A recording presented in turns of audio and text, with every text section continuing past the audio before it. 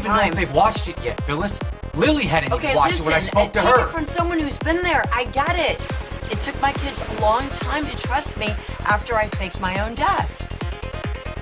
How if you're really, really, really, really lucky, you find your person. The one.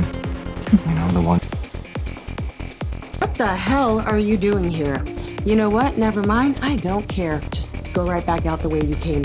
Whatever fresh craziness this is, I don't have time for it. Oh, Nick.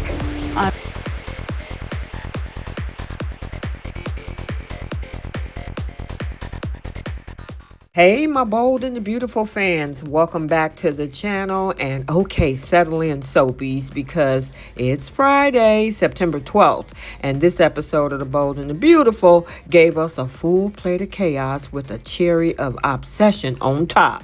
I mean, today Luna goes full Houdini, Remy gets roped into the mess, Bridge remarries like it's a micro wedding marathon, and Thomas is brewing a storm. So you know what? Let's go ahead and unpack this delicious train wreck scene by scene, and let's spill the tea.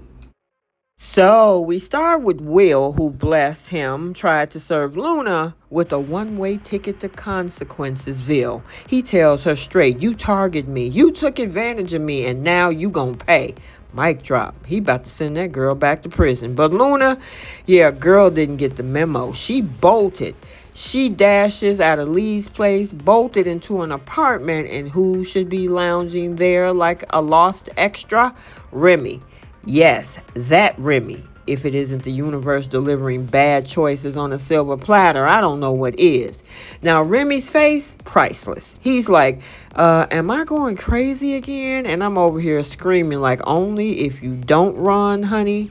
Luna convinces Remy to hide her. Why? Because she wants more time to make a life with Will. Talking about the Lulu Island, which is either the bravest plot twist or the most delusional elevator pitch ever. Either way, Remy says yes. Cue the internal screaming. So now Will calls Katie and is panicking. And of course, Katie is panicking because she hears her son on the phone sounding like he's cuckoo for Cocoa Pops. They plan a showdown over at Bill, and bam, Bill and Katie meet Will. And that's what they found out, that lunatic Luna, is very, very much alive. And they were looking at him like he was crazy. You could hear the collective studio audience gasp. I mean, it was like collectively somebody added more drama to the pot and turned up the heat. Now for the main course, Bridge. So Ridge and Brooke remarried again because apparently their marriage contracts is like a Netflix subscription: cancel, reactivate, subscribe again, repeat. Now Brooke is like, no more decisions, just the two of us committed to each other. And of course Ridge echoes it, which, let's be real, lasts approximately 5 glorious minutes of stability. And I mean, this is going to be interesting. He looked like he is just happy as a lark, smiling like a Cheshire cat. And like I said, I'm wondering how long this is going to last until they get at each other's throat again. And then he tries to go running back to Taylor. So now, while it's all smiles in the CEO office, there's tea for the tragedy table. So Thomas and Taylor have a heart-to-heart, but it's not the warm kind. Taylor is trying to be stoic, trying to be strong, but Thomas, oh yeah, he is hotter than fish grease. The man is simmering. He's hurt. He's angry. He's focused, and he's a warning label, which is a little scary. Now Taylor says, you know what, you really shouldn't blame Brooke, and Thomas is trying to hear none of it. He's fixated. He tells his mom that she can express all the hurt and anger that she wants, but his line is a slow-burning fuse aimed squarely at Brooke. So now we have Honey Bear and his girl Donna over at Il Giardino. They're gushing and having their little bit of a date, talking about Ridge and Brooke. And, Eric is just so obsessed with this thing. He looks kind of sad and down, talking about hopefully Ridge get his head on straight. Why are you living vicariously through your son, Eric?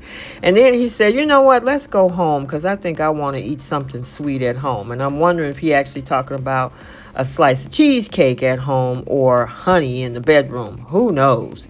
Anyway, they both get a phone call, one from Brooke, one from Ridge, telling them to come over to the office for something important, and then they shoot out. And of course, Eric is hoping that it has something to do with them two getting back together again. So of course, Eric and Donna is in the office. They get dragged into this mess, and we see Ridge praising his father for his wisdom, saying, you know what, I did what you told me to do. And Eric is like, oh, what's going on? Brooke and I are married. We did it right here in this room. And Eric is like, you did the right thing. And everybody pats themselves on the back for putting their feelings on layaway. And then he finally asks, oh, so how is Taylor? Oh, she's the strongest woman I know. So is that why you did it? Because you know you can waffle away and she won't crash out? And while we're here, on the other side of the design office, we got Donna and Brooke. And Brooke is happy, saying that she's now married. Donna is smiling. And at the same time, Daphne comes in, even offers her fragrances. That's interesting, even though she still looks like a outsider, because I know she really is more friends with Steph more than anything. But Donna and Brooke, they plan to pick out something cute for her to wear for her wedding night. And finally, we got Thomas. Yeah, Thomas is definitely not hearing any of it. He heads over to that design office, and he says some things that make you clutch your pearl. I mean, the thing is that Brooke thinks that Donna came back in while she's trying on these negligees, and instead of it being Donna, it's Thomas. And of course, he unloads. You are unbelievable. What you've done is sick. Somebody has to stand up to you and say enough is enough. Then Thomas stamps the soap opera document with, you are never going to hurt my mother or my family ever again.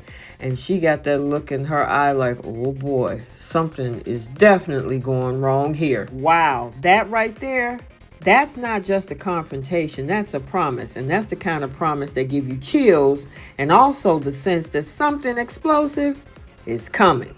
Okay, so there you have it. And let's quickly rank the best parts because you know I can't help myself. Best, wait, what moment? With Luna hiding with Remy, I guess maybe a 10 for 10 for shock value. Best awkward family reunion moment, Bill and Katie finding out that lunatic Luna definitely is not deceased. Best romantic whiplash moment, Ridge, Brooke, we're married again, Rush, okay, whatever. Scariest and most intense moment, Thomas' final office showdown. I mean, man, if you had to describe Thomas in one word right now, focused. In 2 words, very focused. And in 3, borderline ominous, but make it dramatic. Make sure you like, comment, and subscribe. Turn on the notifications so you're notified every time a video is posted. Till the next one, we'll see you all soon. Bye, Soapies.